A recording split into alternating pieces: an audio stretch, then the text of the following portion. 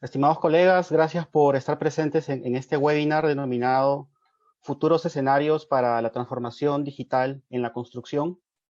Mi nombre es Dani Murguía y agradezco a la revista Constructivo por la invitación a participar en este evento. El webinar va a durar 1 hora, será aproximadamente 40 minutos de presentación y luego haremos una ronda de preguntas y respuestas con ustedes.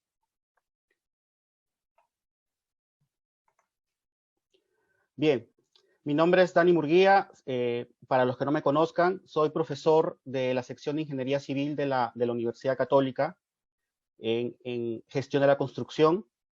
Actualmente, ahorita me estoy comunicando desde Loughborough, en Inglaterra, en el Reino Unido. Estoy haciendo un proyecto de doctorado sobre adopción sistémica de BIM en la cadena de suministro, en el caso peruano. También soy miembro de la iniciativa BIM-I, que es liderada por el doctor Bilal Zúcar, y estamos trabajando en el proyecto de macroadopción BIM con el objetivo de hacer mediciones de macroadopción BIM en 50 países del mundo. Un proyecto realmente muy interesante.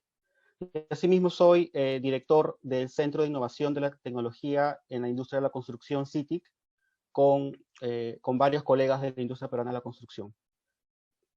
Muy bien, entonces vamos a empezar la presentación con una frase que nos puede inspirar para toda la sesión, que es de Bill Gates.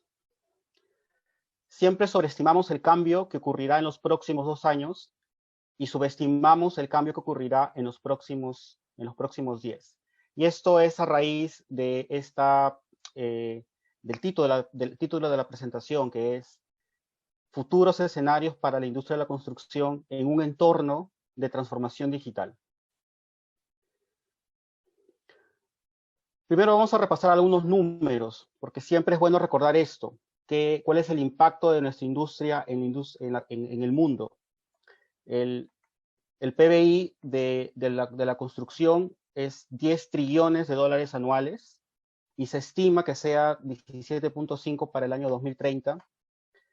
Es el 13% del PBI global, y por cada dólar que se mueve en construcción, se mueven en la economía otros 2.84, lo cual conocemos que es el impacto que tiene la industria en manufactura y servicios. Sin embargo, los peros son que los márgenes de las empresas en el rubro son de un dígito y probablemente inclusive de menos de 5% en varios lugares del mundo. El promedio es 6% global.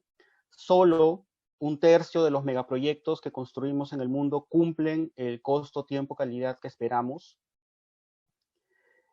Y la productividad, todos hemos visto seguramente esta curva de productividad que siempre presentan en los foros de construcción, de cómo la industria de la construcción no ha crecido en productividad comparada con otras industrias.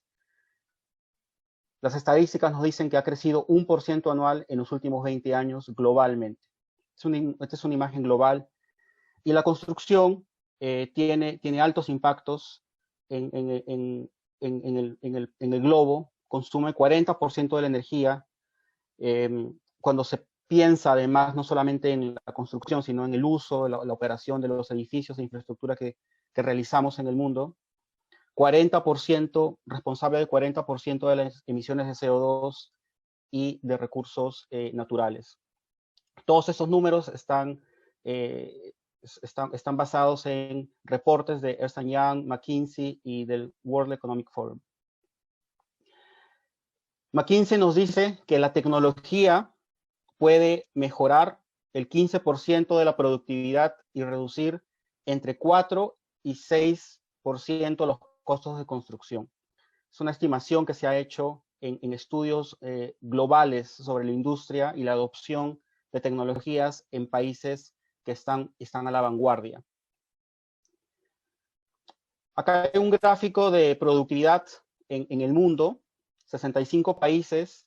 Desafortunadamente el Perú no está acá porque no tenemos data que podamos exportar. y ese es un gran problema que tenemos que como país y como industria mover, tener data que pueda ser compartida para poder hacer benchmark en el mundo. Y se puede observar claramente que hay países que están adelante en la adopción de tecnologías digitales y por tanto la productividad crece. En el eje X, que es la producción de la productividad, y en el eje vertical está el costo de la hora hombre, por costo de hora de hombre trabajador, ¿no? Nuestros vecinos locales en Sudamérica o en Latinoamérica, Colombia, México, están por el lado bajo, ¿no? de productividad. La pregunta es, ¿dónde nos situaremos nosotros? Quizás no muy lejos, quizás de Colombia o Brasil o México, quizás no muy lejos, o quizás un poco más adelante, pero no tenemos esa data. Y ese es parte de uno de los retos que tenemos que responder. Estamos por este lado seguramente. Ahora vamos al tema, la transformación digital. No voy a dar una cátedra de transformación digital, estoy seguro que han habido muchísimos otros webinars con esta información, pero quiero llegar al punto que quiero transmitir. Hoy la industria, nuestra industria global de la construcción y también particular la industria peruana, si es que aspira de alguna manera a avanzar en la digitalización y en la transformación digital, estamos en un estado actual y queremos llegar a este nuevo estadio, ¿no? que hay que cruzar el puente para llegar a la transformación digital. Pero ¿cómo logramos esto? ¿Cómo pasamos ese puente? Primero, tenemos que digitalizar la información. Todavía mucha información en la industria de la construcción está basada en papel y está institucionalizada como papel. Y sin ir muy lejos, aquí llega el sector público. Si no hay papel, no hay sellos y no hay firmas. Y por tanto, no podemos pensar siquiera en digitalizar los procedimientos administrativos. Sé que hay unas iniciativas para poder hacer ese cambio, pero todavía están en proceso de iniciación. Y en las obras, probablemente tenemos la cultura de tener estos dosieres de calidad impresos en obra, en folders, en files, el cuaderno de obra, es parte de la cultura. Entonces, el primer paso para esta transformación digital es pensar qué información vamos a digitalizar. Luego tenemos que pensar en digitalizar los procesos. Entonces, ya una vez que tenemos información digital, la información con la que podemos trabajar en el día a día, hay que hacer proyectos de digitalización, ¿no? En las empresas de construcción se empieza a utilizar BIM, se empieza a utilizar realidad virtual, realidad aumentada y otros procesos que van siendo componentes de una futura transformación. Algunos empiezan a utilizar estos dashboards o paneles de control, donde tienes en la tablet información de las obras y cómo va avanzando. Son pequeños proyectos, pero que todavía no nos llevan a la transformación digital que queremos, porque falta un paso más, que quizás no hablamos mucho y no lo discutimos, que es para poder transformar digitalmente el negocio, hay que tener una nueva estrategia que tenga nuevos modelos de negocio. Entonces hay que pensar en cambiar radicalmente la forma como pensamos los proyectos de construcción. Tenemos que cambiar el trabajo en silos, que sigue impregnado en la industria a pesar de muchos estudios y muchas personas en la industria, académicos que están hace mucho tiempo pidiendo la colaboración, ¿no? Esta palabra que puede ser muy sencilla de pronunciar, pero en la práctica, en la industria, en el día a día, es muy difícil de implementar. Entonces, con una empresa, con un negocio que se está transformando digitalmente, está pensando en cambiar el modelo de negocio para brindar un nuevo servicio al cliente. Es decir, escalar los procesos que se están haciendo internamente para entregar valor al cliente. Es decir, que en el puente haya un tren y en el que el cliente esté utilizando toda esa nueva infraestructura o eso nuevo que se ha construido. Entonces, de eso se trata la transformación digital. No es solamente tener tablets, no es solamente utilizar drones, no es solamente utilizar sensores o utilizar BIM, es poder utilizar esas componentes y darle sentido al negocio para que primero sea más rentable y segundo se pueda también agregar valor al cliente. Por tanto, acá hay unos ejemplos de cómo esta transformación aterriza en la industria. Uno de los caminos más sencillos hasta ahora ha sido la prefabricación. Caterra es una empresa de manufactura off-site que ha construido y que tiene muchos proyectos en el mundo de edificaciones de vivienda prefabricados, ¿no? Ahí, esta es una captura de la página web que pueden verlo en cualquier, entrando a la web de Caterra. Se puede ver que este es agregar valor al proyecto, al cliente, ¿no? Es tener nuevos productos con los cuales los clientes se puedan sentir satisfechos y poder comprar, cambiar completamente las cadenas de suministro, cambiar nuestra forma de pensar en la manufactura, pensando un poco en esta industria peruana que tenemos muy anidado el tema de la construcción en el sitio, la construcción del vaciado in situ. Tenemos que pensar, y se está hablando mucho de la prefabricación ahora en estos tiempos del COVID. Hay otros webinars que han estado hablando mucho sobre cuáles son las oportunidades de prefabricación para poder lograr mejores proyectos que tengan, que puedan cumplir más los objetivos del proyecto en términos de costo, plazo y calidad. PCL es una empresa de Canadá que está trabajando completamente con sensores en una red de IoT, que vamos a hablar un poco más adelante, para poder tomar mejores decisiones en la construcción y poder impactar mejor al cliente, porque los sensores se quedan en la obra, se quedan en el sitio, para que el cliente pueda luego finalmente avanzar con la información digital de sensores que se va creando en el proyecto. Entonces es otro ejemplo de aplicaciones que van agregando valor al cliente. Skanska tiene muchos proyectos de utilizar inteligencia artificial, ¿no? Skanska, una constructora líder en el mundo. 40% de su maquinaria no es productiva y eso cuesta millones de dólares. Entonces están utilizando inteligencia artificial para poder buscar las mejores rutas para las máquinas, para reducir la huella de carbono de las máquinas que están inoperativas y poder reducir costos. Y con esa reducción de costos poder agregar mayor valor al cliente. Otro ejemplo, esto es Positive Homes en Inglaterra.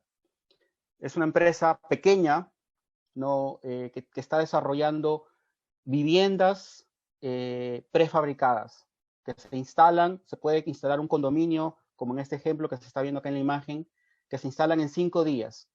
Cumplen todos los requisitos estructurales, ambientales y de confort que los clientes necesitan. Y vienen con sensores para temperatura, sensores para humedad. Entonces, es darle a los clientes nuevas oportunidades para poder utilizar nuevos servicios, ¿no? Es reinventar la posición de las empresas para poder dar estos servicios y que los clientes se vean unidos a esta transformación digital, no solamente por el lado de la cadena de suministro, sino pensando en el cliente que va a consumir los nuevos productos. Acá podemos ver este es un caso que se hizo hace muy poco tiempo, de hecho en febrero de este año, bueno, enero, ahí dice enero 24, se entregó en febrero. Esto son 9 viviendas que se instalaron en solo 5 días, completamente equipadas en los East Midlands en Inglaterra. Aquí hay que cambiar, obviamente, la manera de pensar las cosas, ¿no? Hay que cambiar la manera del diseño, cambiar de pensar la manera de la manufactura, cambiar de pensar la manera de construir. Estaremos en algún momento cerca de hacer esto en Lima o en Perú en general, con el gran déficit de viviendas que tenemos. Vamos a seguir construyendo para siempre con albañilería confinada en el sitio, o hay oportunidades para poder transformar digitalmente. Es bueno transformar digitalmente y quizás hay que hacer preguntas más trascendentales antes. Es un tema para discutir, ¿no? Y ese tipo de de eventos y luego online y quizás en otros momentos presenciales, es generar estos diálogos y discusiones para poder saber cómo podemos hacer estas implementaciones en mercados que tienen otras necesidades, ¿no? Entonces, ahora hablando de esta transformación digital, también paralelamente se habla de la industria 4.0, que es uno de los keywords también de esta presentación. Un pequeño recuento para los que no tienen esto muy, no lo conocen, ¿no? Hoy estamos hablando de una industria 4.0, pero es una historia, los historiadores económicos están hablando de primero 3 revoluciones industriales previas antes de esta cuarta. La primera revolución industrial, 1790, con la invención de la máquina de vapor. Entonces se transformó mano de obra que se fue transformando con la invención de la máquina a vapor. Cambió la industria completamente, cambió, hay historias de cómo, inclusive en esa época, los trabajadores veían amenazadas sus trabajos con la aparición de la máquina de vapor. Pero por casi un siglo, la máquina de vapor se institucionalizó, se volvió parte de la economía, de las economías mundiales, hasta que Edison inventó la electricidad y la bombilla eléctrica, y cambió la manera como las industrias empezaron a trabajar, ¿no? Se produjo la producción en masa, ¿no? Primero se cambió la fuente de energía, ya no era solamente el vapor que movía maquinaria, sino la electricidad movía motores. Y se podía empezar a hacer producción en masa, producción en línea. Los historiadores económicos hablan mucho de que esta innovación demoró mucho tiempo. Uno diría que se inventó la electricidad y que al día siguiente todos lo estuvieron utilizando, como pasó con el Internet. Pero realmente no. Para el año 1900, solo el 5% de las fábricas de Estados Unidos tenían electricidad. Porque esto necesitaba cambios profundos primero en la arquitectura de las fábricas. Las fábricas tenían grandes espacios para estas máquinas de vapor, para el carbón, y realmente necesitaban cambiar la manera de pensar, cambiar la manera de pensar en la cadena de suministro. Es recién en el año 1920, casi 50 años después, como tengo acá registrado, que se podría decir que se masificó. Pasaron 50 años desde que algo que hoy nos parece evidente, ¿no? Pero ya pasaron 50 años para que los propietarios de las empresas se dieran cuenta de que esto ya era inevitable, que no había marcha atrás. Hubo algunos temas también políticos por la época, ¿no? que mueven y que forman un poco lo que pasa de manera política y contextual, hace que esto genere ciertos cambios. La tercera revolución, computadoras y electrónica, en los años 70, y la cuarta, que es la industria 4.0, que es sistemas ciberfísicos con IoT y redes. De esto se está hablando hace mucho, de la industria 4.0 en muchas industrias. Quizás las más avanzadas en la adopción de tecnologías de esta industria 4.0 es la banca y retail, ¿no? Las empresas de retail en el mundo. La discusión está ahí hace mucho sobre la industria de la construcción. ¿Está preparada para esto? Estamos hablando de cambiar radicalmente las cadenas de suministro de la construcción. Es cambiar la manera de pensar de cómo diseñamos y construimos y operamos los proyectos. ¿Se puede hacer eso? BIM nos ha dado un primer ejemplo de si no cambiamos las maneras de hacer las cosas, los resultados van a ser menos favorables que los esperados. Y en esta industria 4.0 aplicada a la construcción se hablan de muchos nombres y muchos acrónimos. Machine Learning, BIM, Artificial Intelligence, realidad aumentada, realidad virtual, blockchain, Digital Twins, que vamos a hablar un poco más de eso en un momento, drones. Entonces, quizás esto sí nos perturbe un poco, ¿no? ¿Cómo vamos a aplicar todo esto a los proyectos? Y hay que ver cómo podemos poner estas piezas juntas hasta que nos haga algún sentido. Esta es las principales tecnologías de la industria 4.0 aplicables a la construcción, ¿no? La nube, la capacidad hasta infinita de poder almacenar data y tener poder de computación para poder simular muchísimo, hacer simulaciones en el diseño. IoT, acá a la izquierda, la red de sensores y de información en tiempo real que se puede recolectar en la etapa de construcción, en la etapa de operación de los proyectos, ¿no? Hay muchos casos de estudio de IoT en maquinarias, en maquinarias pesadas, para poder ver la productividad. Hay sensores IoT en las fábricas de manufactura, en los prefabricados, desde su fabricación hasta su transporte e instalación, y luego los sistemas de sensores dentro de los proyectos que están en ocupación. Toda esa red de sensores con una semántica unificada nos da data. Y ahí viene el siguiente paso, que es Big Data Analytics. ¿Cómo hacemos sentido a toda esta gran información que se puede recolectar? Con información somos más poderosos para tomar decisiones. Y con Big Data vamos a tener la posibilidad de utilizar los algoritmos, Machine Learning o inteligencia artificial para poder aprender con grandes cantidades de data, ¿no? Hoy mucha data existe y no es recolectada, pero también hay mucha data que existe y que no analizamos, ¿no? Y estamos reinventando en la industria, estamos reinventando lo mismo. No aprendemos mucho de las lecciones aprendidas y no recolectamos suficiente información. Integración de sistemas. Esto no va a funcionar si no hay integración horizontal y vertical de nuestras cadenas de suministro. Tenemos que pensar no solamente entre el diseño, construcción y operación, sino cómo nos relacionamos con los clientes, con una integración vertical, y luego con otras empresas similares o con otros stakeholders que están alrededor, que son, por ejemplo, las municipalidades, registros públicos, ¿no? En algún momento tendremos un registro público digitalizado con sistemas de información geográfica en nuestro país. Hay proyectos, hay que investigar eso, hay que ver si se puede hacer eso. Acá en el Reino Unido, por ejemplo, todo el país está digitalizado en términos de lotes y terrenos, ¿no? Todo está digitalizado, cualquiera que quiere empezar un proyecto tiene toda la información, la extrae y empieza a trabajar con eso.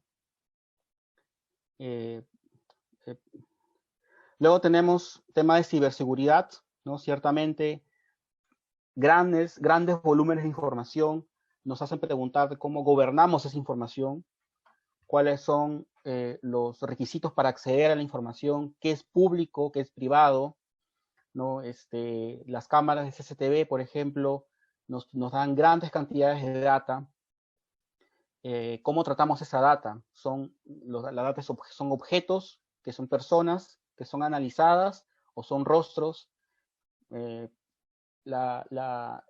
tema de ciberseguridad también necesitamos, esta industria 4.0 necesita tener un gobierno sobre la data, saber qué es público, qué no es público, qué se puede compartir, y sobre todo estar alertas a que información se filtre, ¿no? Y que pueda ser utilizada para fines negativos, como por ejemplo el terrorismo. Simulaciones o digital twins, que es otra de las grandes transformaciones en este 4.0.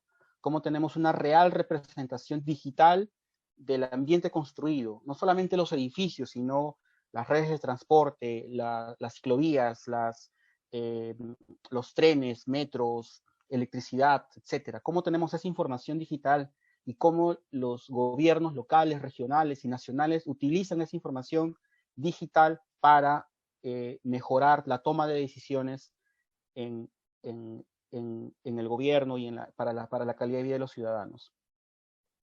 Y luego impresión 3D y robótica quizás sean parte de la misma área, ¿no? Impresión 3D ya tiene algunas pocas décadas con nosotros, todavía en etapas muy incipientes, no existe mucha todavía masificación de esto, pero probablemente en el futuro y con algunas necesidades de la industria, de masificación, quizás esto sea posible en un futuro cercano. Y la robótica, que está con nosotros hace mucho tiempo, sobre todo en manufactura y en manufactura fuera del sitio. Pero también hay muchos casos de estudio de cómo los robots trabajan dentro de las obras también, cómo pueden hacer control de calidad, cómo pueden ir caminando por las obras, censando todo y luego colocando esa información en la nube para que luego la gente que toma decisiones pueda hacer las medidas correctivas que sean necesarias. Entonces, de esto se trata, ¿no? Aquí en 4.0, técnicamente dicho, pues no está BIM, realidad virtual, realidad aumentada. Este es un segundo nivel de lo cual tenemos, hay herramientas que nos pueden ayudar a que esto funcione de manera unificada. Acá vamos a hablar de algunos ejemplos de cómo la industria 4.0 puede estar en la práctica en proyectos, ¿no? Clientes y arquitectos utilizando realidad virtual y aumentada con modelos BIM. No estamos muy lejos de eso, ¿cierto? Yo creo que estamos bastante cerca y hay muchos proyectos que lo han logrado en Perú. Simulaciones para mejor diseño, quizás estamos muy lejos todavía, pero a veces diseñamos una opción o dos o tres y entre las tres elegimos la mejor.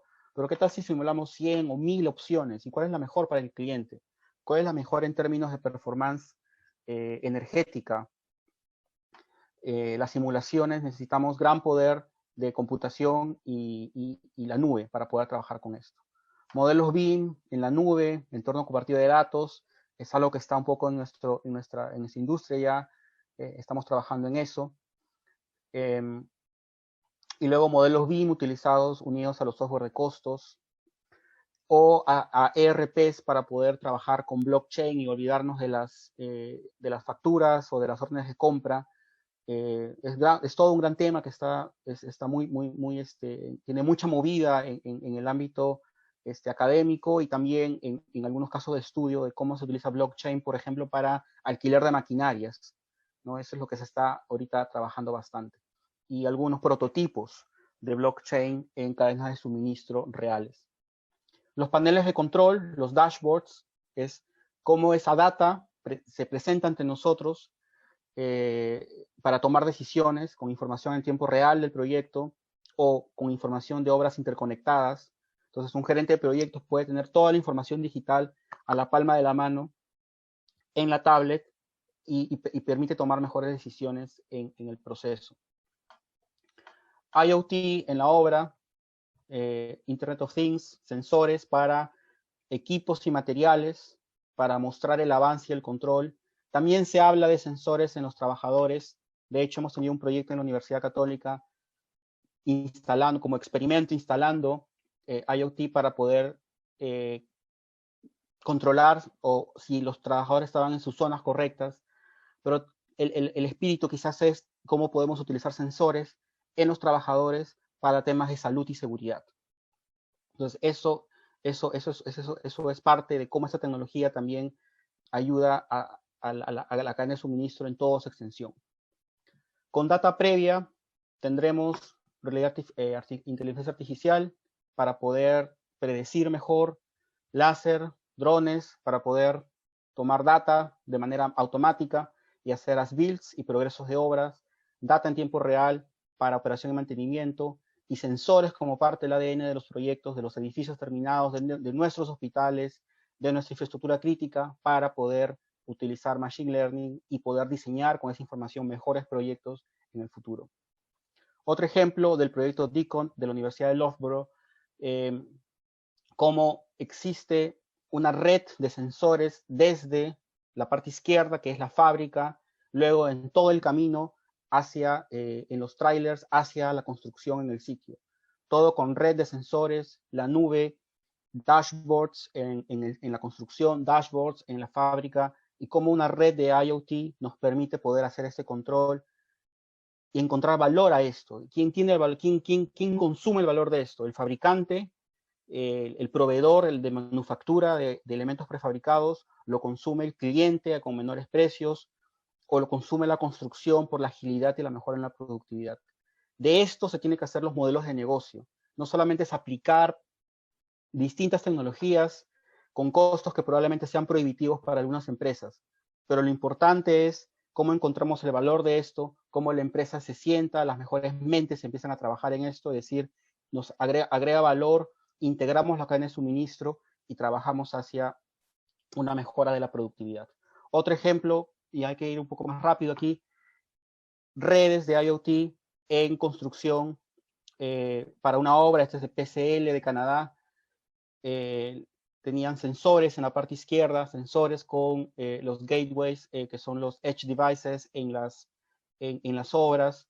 Toda esa información iba a la nube para poder controlar, en el caso de estudio que estoy explicando, se controla la humedad y se controla la temperatura de los ambientes y sensores de inundación.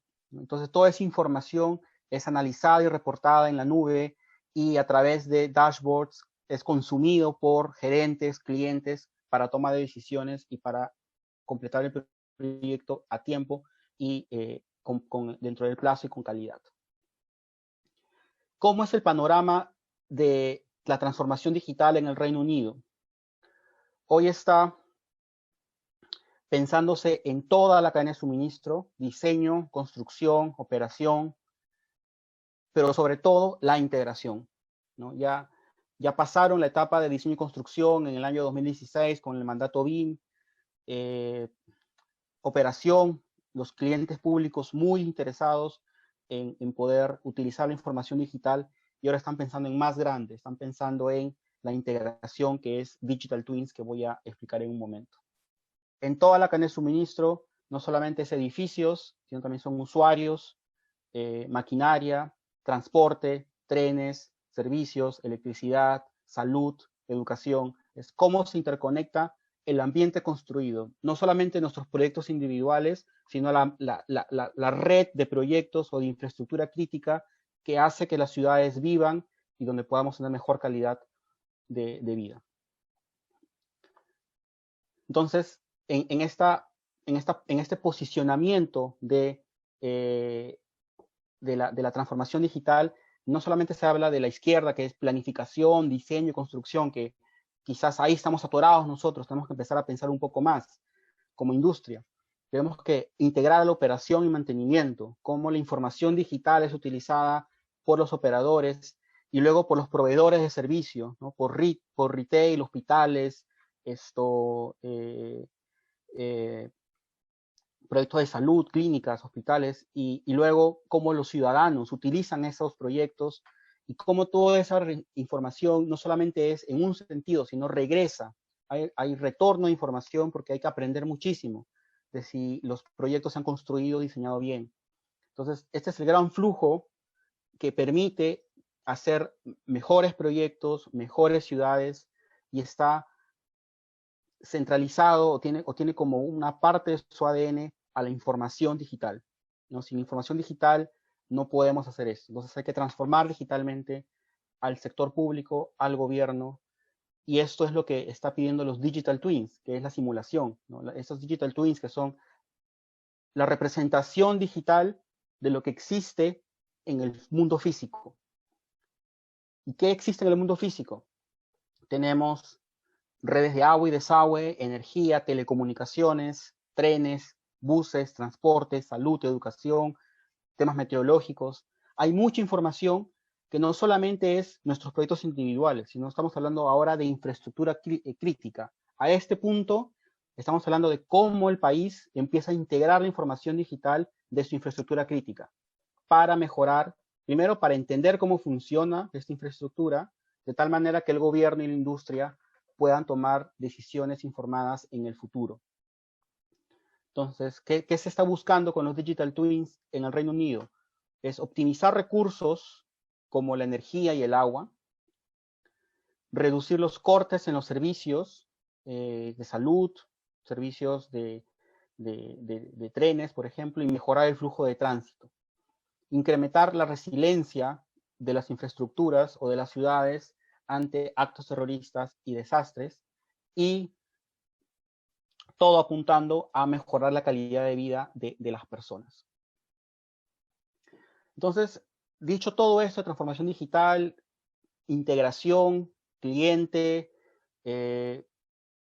buscar el valor al cliente y acá el cliente público, ¿no? En el caso del Reino Unido, el cliente público, el gobierno que construye y que gestiona esta infraestructura, necesita ser parte de la transformación digital. El cliente, si no estamos con el cliente en nuestra industria, probablemente no vayamos muy lejos. Y es ahí donde se crea el tema de los futuros escenarios. ¿Cómo podemos lograr esto?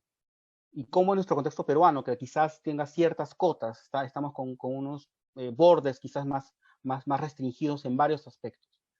Nada es más cierto que lo impredecible del futuro. Pero al pensar en futuros escenarios, nos ayuda a entender y prepararnos, nos detiene de ser consumidos por el hoy, promueve la planificación estratégica de largo plazo en vez de resolver crisis, a lo que estamos muy acostumbrados seguramente, y permite desarrollar modelos de negocio y hojas de ruta para adoptar tecnologías y responder a futuros escenarios. Este es un ejemplo de referencia de que es un futuro escenario. Hay un documento de Arup 2019, una empresa de consultoría muy importante que ha desarrollado estos futuros escenarios para el 2050. ¿Cómo se ve el planeta en el año 2050? Dos ejes, X, Y. En el eje X tenemos una sociedad con mejores condiciones de vida o a la izquierda una sociedad con peores condiciones de vida que las actuales. Y hacia arriba, en el eje vertical, un planeta con mejor salud y hacia abajo un planeta en la que la salud mundial declina, ¿no? Esas son las fuerzas más importantes que se han visto como posibles escenarios en el 2050. Y se crean estos 4 escenarios, ¿no? El post-antropoceno, la autoridad de lo verde, la extinción o los humanos recargados. Entonces, estos escenarios presentan es un documento muy interesante. Les recomiendo que por favor vayan, googleen Arup 2019, descarguen ese documento. Tienen historias muy interesantes de cómo se piensa en el futuro. También la industria de la construcción tiene gran protagonismo en el post-antropoceno, ¿no? Porque se habla de construcción completamente sostenible, se habla de un concreto diferente que ya no consuma la arena del planeta y que reduzca las emisiones de carbono, ciudades que consuman menos energía o neto cero, como es lo que se buscan en los tratados internacionales. Hay mucho de la construcción en el post-antropoceno y en general en todos, pero les recomiendo que lo lean. Entonces, es aquí donde generamos. ¿Qué pasa con esa industria peruana de la construcción? ¿Cuáles son las incertidumbres y tendencias en nuestra industria en temas tecnológicos, sociales, ambientales y políticos? Y aquí hay una gran lluvia de ideas de cuáles son todas esas rutas o esas cosas que nos están presionando. Hay un plan BIM en el sector público, se hablan de estándares o empresas pequeñas, las pymes, que no pueden implementar, pero por otro lado hay el tema de la brecha de infraestructura, contratos colaborativos, se habla mucho de contratos colaborativos en nuestra industria ahora, transparencia en la información, corrupción. Entonces, son todas estas movidas que hacen que nuestra industria se mueva. Entonces, vamos a colocar todas estas ideas en 2 ejes, aquellas que tengan mayor incertidumbre y las que sean más importantes, y vamos a ver qué pasa. Se reordenan de esta manera, ¿no? Esto entra a debate, por favor, en los que están interesados en este tema, los que creen que se puede discutir y se puede hacer más, y se pueden hacer planes y proponer ideas al sector público y privado, por favor pónganse en contacto cuando les sea posible. Esto es algo que se puede debatir muchísimo más. Entonces, entre estas grandes fuerzas, elegiremos aquellas que son muy importantes o que tienen alta incertidumbre para poder poder formar estos futuros escenarios. Estas que están marcadas en rojo son las que quizás más se están moviendo, que tengan más incertidumbre en este contexto de digitalización de nuestras cadenas de suministro, del sector público que va a empezar a pedir BIM, al menos como un inicio en la transformación digital. Y estas Estas más importantes, esto hay que dividirlas en dos grupos, ¿no? En los que tengan menos correlación, de tal manera que podamos generar estos dos ejes para generar los escenarios. Y aquí están dos ejes. En el primer eje encontramos la capacidad digital de la industria. Una industria con una gran capacidad digital, donde las pymes, las pequeñas y medianas empresas de la industria adoptan BIM, donde hay una mayor inversión en I+D dentro de las empresas y también con, de ser posible, con otros fondos del Estado, y una industria que ya está trabajando hacia la colaboración entre empresas, ¿no? Entonces es una capacidad aumentada, ¿no? Y en el otro extremo es una capacidad que disminuye o se queda estancada donde estamos ahora. Y en el otro eje tenemos el gobierno. Hay por un lado, empieza a cerrarse las brechas de infraestructura, ¿no? Los números los siguen creciendo, ¿no? De esta brecha de infraestructura, de cuánto falta construir en agua, desagüe, transporte, electricidad, etcétera. Entonces, toda esa es una inversión pública, ¿no? Entonces, positivo, mayor cierre de brecha de infraestructura, hay un marco técnico y legal para BIM, hay enfoque en información digital y también hay colaboración entre sectores, porque hay que unir información entre digital, entre sector comunicaciones, entre sector transporte, sector salud, ¿no? Y otros. En el otro extremo, no hay cierre de brecha de infraestructura o se abren las brechas de infraestructura. Entonces ahí se generan 4 escenarios. El primero, el que denominamos camino al desarrollo, una industria fortalecida, ¿no? Una alta capacidad, pero no hay mucha inversión pública. Un tercer escenario de peligro, la capacidad de la industria es baja y no hay mucha inversión pública o la infraestructura, entonces las brechas se profundizan. Y un cuarto escenario llamado falta de competitividad, que hay mucha inversión, pero la industria no está todavía en el nivel adecuado. Entonces, ¿qué pasa en estos 4 escenarios? En estos 4 escenarios vamos a tener, estas son ideas que han salido de esta lluvia de información que hemos tenido en los últimos tiempos, ¿no? En el lado derecho, arriba, con la industria que está en desarrollo, ya hay una industria fortalecida utilizando BIM y al menos realidad virtual y aumentada en diseño y construcción. Hay un enfoque en facility management, en operación y mantenimiento para la infraestructura crítica. Hay integración de procesos, planes de resiliencia ante el niño y terremotos.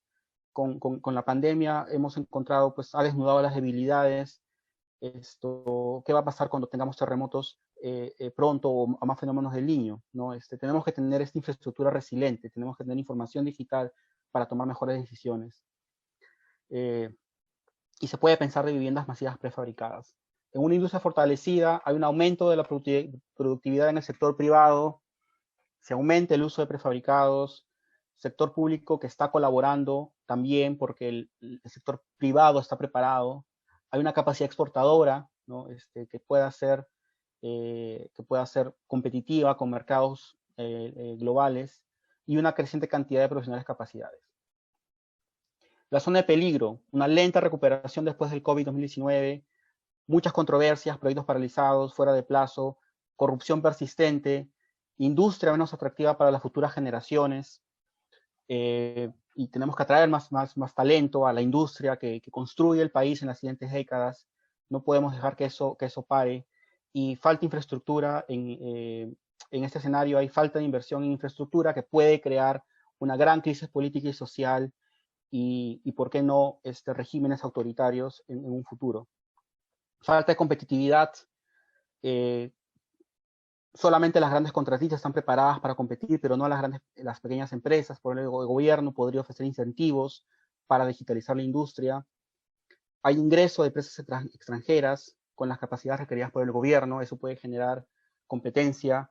Y eso ya está pasando, según he escuchado en algunas presentaciones hace unos pocos días, ¿no? Que empresas extranjeras vienen y están haciendo la construcción que deberíamos poder hacer localmente.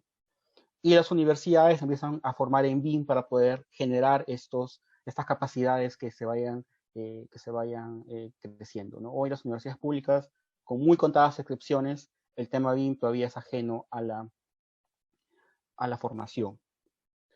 Bien, entonces estamos casi cerca al final y en la Universidad Católica, en el grupo de investigación GTEC y otros grupos de investigación multidisciplinarios del doctor Aguilar o de la doctora Santa Cruz, estamos trabajando con la digitalización y con la enseñanza de BIM en nuestra universidad. Entonces, es algo que estamos trabajando y que me gustaría poder trabajar poder comunicarlos, ¿no? Estamos generando metodologías para poder incluir transformación digital en los procesos de construcción, ¿no? Desde la etapa de diseño. Y incluso estamos trabajando en tesis doctorales ahora dentro de la universidad para ver el tema de Facility Management con toda la transformación digital a cargo de uno de los profesores, Diego Fuentes. Bien, pasamos a la etapa de preguntas y respuestas. Tenemos unos aproximadamente 14 minutos para esto. Estoy recibiendo las consultas a mi equipo. ¿Cuáles son los principales problemas o trabas? La primera pregunta es, ¿cuáles son los principales problemas o trabas que encuentra en el desarrollo del BIM en el Perú? Yo creo que hay dos grandes problemas que son los principales problemas hoy, creo que son humanos. Humanos a dos niveles. Está del lado de liderazgo de los tomadores de decisiones en las empresas, de poder liderar una transformación interna primero. Hay muchas empresas, hay muchos gerentes generales que no se han comprado la idea de BIM todavía, porque no han visto los resultados. Y por otro lado está el lado de los profesionales de diseño y construcción.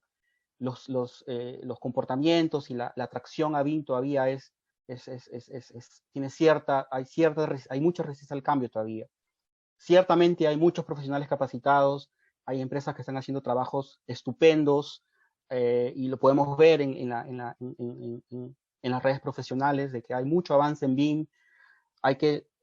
Lo que quizás falta hacer es un lenguaje consistente. Lo que falta hacer es buscar los casos de estudio de éxito y poder generar a partir de eso lecciones aprendidas. Yo creo que ese es el principal problema, el tema humano. Y luego de eso ya está el tema tecnológico, el tema de interoperabilidad, el tema de estándares, que eso son nuestros pies cojos todavía, y estoy seguro y sé que el Plan BIM Perú está trabajando en eso en estos meses o en estos años que se está generando el Plan BIM. Hay otra pregunta de Ana María que dice, ¿cuál es el proceso de capacitación en BIM para los profesionales? Lo primero es, esta pregunta es muy amplia. Lo primero es, ¿qué es BIM para el profesional? Hay generaciones hoy que ya están creciendo nativamente con el uso de las herramientas. Pero luego hay otras generaciones intermedias y otras generaciones mayores que no van a tener que aprender a modelar, no tienen que hacerlo. Lo que tienen que hacer es involucrarse en la gestión de proyectos utilizando BIM, colaborar, de tener equipos de soporte dentro de la empresa que puedan dar la parte tecnológica, pero el profesional que ya tiene 20, 30 años de experiencia, tiene sobre sus espaldas una gran carga de experiencia en construcción y en diseño que se va a ver potenciada con el uso de las herramientas que otra parte del equipo puede hacer. Entonces, su involucramiento de capacitación BIM es más como toma decisiones. Entonces, es ver cuáles primero son los objetivos de aprendizaje de cada uno de ellos. Hace poco vi una presentación muy interesante para el sector público. En el sector público hay supervisores de obra, hay gerentes de infraestructura de la entidad pública y están los diseñadores de ingenierías y de arquitectura y está la Contraloría. Entonces hay muchos agentes. Entonces cuando le pones BIM en la ecuación a ellos, dicen, uy, se asustan, pues porque dice, tengo que modelar. Y la respuesta es no, habrá gente que haga modelos virtuales y cada vez habrán más, y cada vez las universidades generarán más egresados con esas capacidades. Lo que tienen que hacer es aprender a tomar decisiones utilizando BIM. Entonces hay que buscar los objetivos de aprendizaje. ¿Cómo, cómo puedo revisar un proyecto utilizando un modelo 3D, por ejemplo? ¿Cómo, eh, ¿Cómo compruebo un cronograma a través de un modelo virtual? ¿Cómo extraigo información? ¿Cómo participo? ¿Cómo colaboro en el entorno común de datos? Entonces, no se trata de modelar, y eso es quizás una mala concepción de muchos profesionales de la industria, de que estar hablando de BIM hay que estar hablando de modelos, de que tienen que sentarte a hacer un modelo. Quizás nunca dibujaron un plano en CAD, tampoco van a dibujar un modelo en Revit o en otra plataforma que exista. Se necesita tener, para los profesionales que ya están en el medio, tienen que saber tener equipos adecuados que les puedan brindar la información digital para poder ellos empezar a tomar decisiones, ¿no? Y luego las generaciones irán creciendo, ¿no? Y quizás en 10, 20 años el tema sea más nativo de lo que es ahora.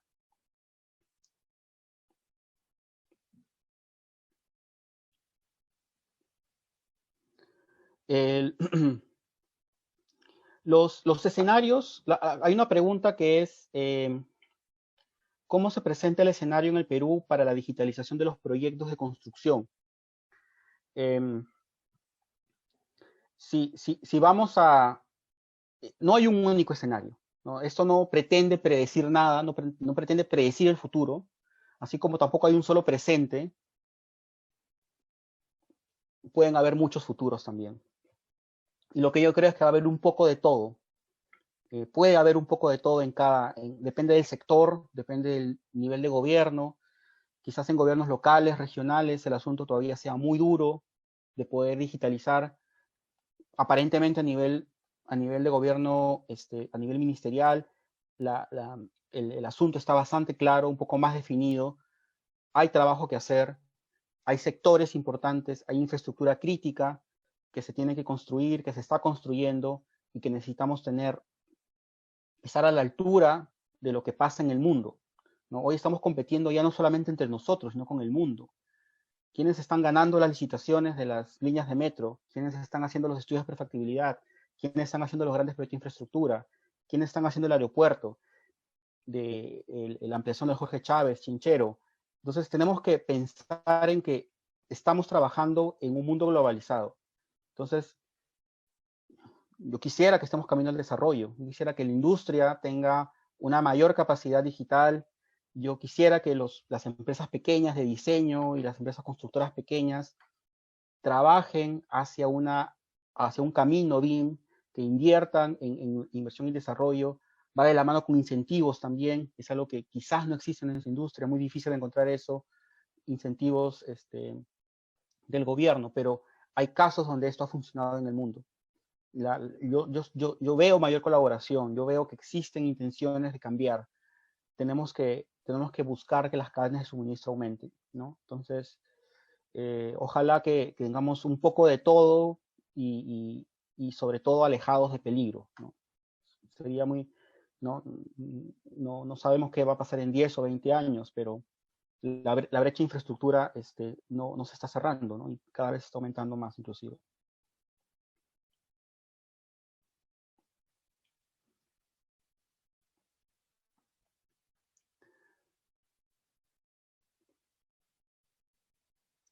Kevin pregunta, ¿qué grado de importancia tiene la estandarización de la información? Tiene mucha importancia, pero esto es como es como estos juegos de la cuerda, ¿no? De jalar la soga. Por un lado están los estándares y por otro lado está la flexibilidad que tenemos que tener como industria. ¿Quién gana? ¿La flexibilidad o la estandarización por el otro lado? Y tiene que haber el equilibrio adecuado. Este, los estándares no pueden ser, tienen que ser lo suficientemente compactos para poder generar ciertos espacios de innovación, no queremos que los estándares detengan la innovación, pero tampoco queremos información o data completamente desordenada. Afortunadamente no hay que reinventar la rueda, ¿no? Hay estándares internacionales, la ISO 19650 en temas de BIM, hay sistemas de clasificación de objetos para poder hacer buenos planos de ejecución BIM, no solamente en edificaciones, en infraestructura. Hay que adaptar esos estándares, hay que ver cuál es el mínimo que se puede hacer con estándares de información. Yo no estoy muy de acuerdo con los estándares de proceso necesariamente, pero sí con los estándares de información. Yo creo que eso tiene mucho potencial para avanzar, ¿no? De hecho, Digital Twins, que estábamos hablando hace un rato, el pilar fundamental es la información, y si esa información no está estandarizada, no hay una semántica común entre todos los tipos de información. Es cuando hoy estamos pensando en federar, ¿no?, modelos virtuales, ¿no?, de muchas plataformas de software se unen, ¿no? Hay un estándar IFC donde podemos tener esa información completamente unificada. ¿Qué pasaría pues si la información no tuviera un estándar? Tendríamos muchísimos problemas de interoperabilidad. Entonces, en información es bastante importante.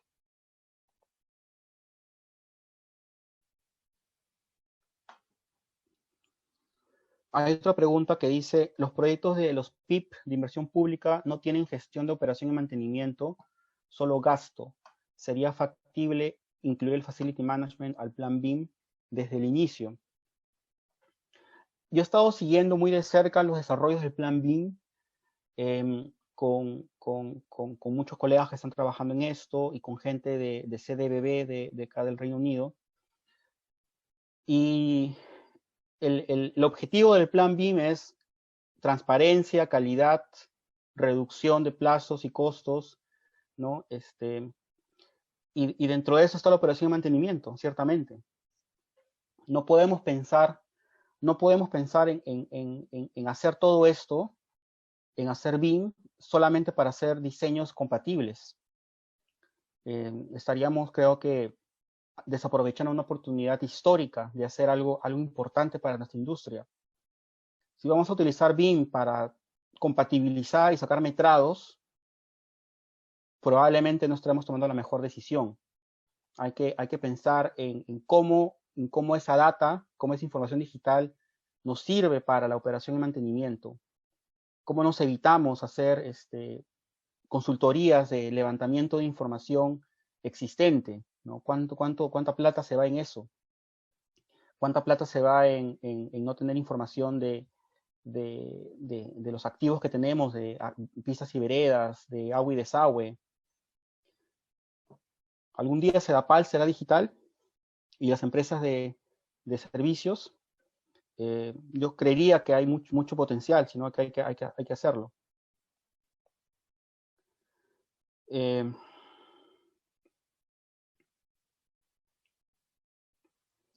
Hay una penúltima pregunta, hay dos más y con eso cerramos, estamos justamente con el tiempo. ¿Qué estrategias podemos aplicar en la industria para que más proyectos públicos y privados puedan aplicar IPD? La selección de métodos de procura, el cliente tiene mucha participación, ¿no? Para poder seleccionar, y es bueno que en el sector privado, en el sector público, exista este liderazgo ahora del gobierno. Todavía hay algunas partes que hay que resolver, pero el gobierno nos va a pedir hacer BIM, nos va a pedir hacer eso en 10 años. Entonces, significa que debe haber un liderazgo también del lado del cliente. Ninguna cadena de suministro funciona bien si no hay liderazgo e innovación de parte del cliente. Es la demanda también como la oferta. Entonces, tenemos que reinventar el rol del cliente. Algunas empresas serán más innovadoras que otras y algunas ya han logrado muchos avances, pero otros todavía están muy retrasados. Por eso el cliente tenemos mucho que discutir sobre el cliente y quizás debates y más conversaciones en torno a esto. Y la última pregunta para cerrar el webinar es, ¿cómo crees que la coyuntura COVID-19 potenciará la transformación digital en el Perú? El COVID-19 ha traído algunos jinetes del apocalipsis de la industria, ¿no? La gran dependencia en la mano de obra, en el sitio, por ejemplo, los flujos de caja que son complicados en nuestros proyectos, la falta de prefabricación, por ejemplo, ¿no? Son grandes, digamos, hasta taras, diría yo, que tenemos en la industria y que son una parte de nuestra normalidad. Tenemos que buscar e innovar. Hay muchas empresas que están haciéndolo. Hay muchas empresas que han hecho cosas fantásticas en los últimos años. Tenemos la Videna, tenemos proyectos emblemáticos, tenemos grandes cosas que se han hecho. Necesitamos que esto se difunda más en la industria, que estas prácticas dejen de ser aisladas, que no sean solamente digitalización, sino realmente ir hacia la transformación digital, buscar, empezar a trabajar no solamente el privado, sino la academia y el sector público, ¿no? Es ese triunvirato que hace que las cosas funcionen. Para la prefabricación falta mucha investigación y desarrollo. Las universidades tienen un papel fundamental. El tema cómo los prefabricados funcionan en una zona sísmica como la nuestra. Hay experiencias internacionales. Hay cosas que se pueden traer, pero hay que masificarlo, ¿no? Entonces, las innovaciones vienen, algunas se van, pero otras se quedan, y yo estoy seguro que la transformación digital ha venido para quedarse. Bien, muchas gracias a todos por su atención y sus preguntas, que han sido bastante interesantes. Para los que tengan interés en contactarme por el tema de escenarios o cualquier tema relacionado a BIM, por favor pónganse en contacto a mi email o contactarme a través de mis redes sociales, Twitter o LinkedIn. Muchísimas gracias.